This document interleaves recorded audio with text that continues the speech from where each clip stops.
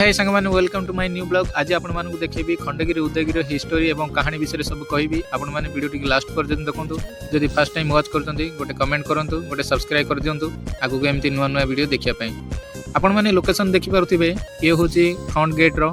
आपण माने देखिबे एठाकु आसिले खारबेल रो कहानी एवं एठारे हाथी गुंफा अछि, गणेश गुंफा अछि। भीतर को आसिले देखि परिबे। फास्ट व्यू चेक करंतु केति की लोक आछंती। आपण माने भी आसंतु एई सब गुंफा अभी मजा आएगा ना भिड़ो।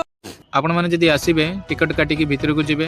भीतर गला पर देखि परिबे विभिन्न प्रकार गुंफा अछि। आगरे एठारे ऋषि मुनि माने तपस्या करिकी एठारे दिन काटुथिले एवं पत्थर को केमिति खुदेई करिकी एठारे विभिन्न प्रकार कारुकार्य काम करचंती।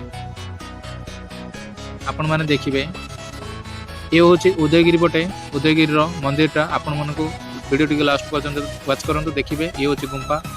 आपण माने भीतर गले यार टिकनिकी देखि परिबे।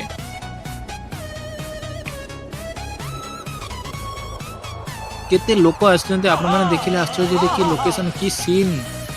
आपण माने देखंतु वीडियो टी केमति लागला मते निश्चय कमेंट करिवे। ये होची गुंफा। एटारे आपण माने फोटो वीडियो उठे पारिबे। ये होची कारुकार्य पत्थर खोदेकी एमिति काम करचन्ते आगर लोक माने।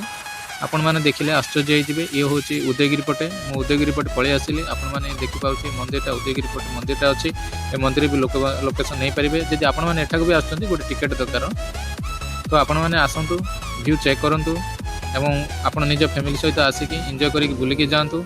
हाय संग माने वीडियोटा केमति लागिला मते निश्चय कमेंट करंतु। गोटे सब्सक्राइब निहाती करिवे आगु केमति नुवा नुवा वीडियो देखिया पई।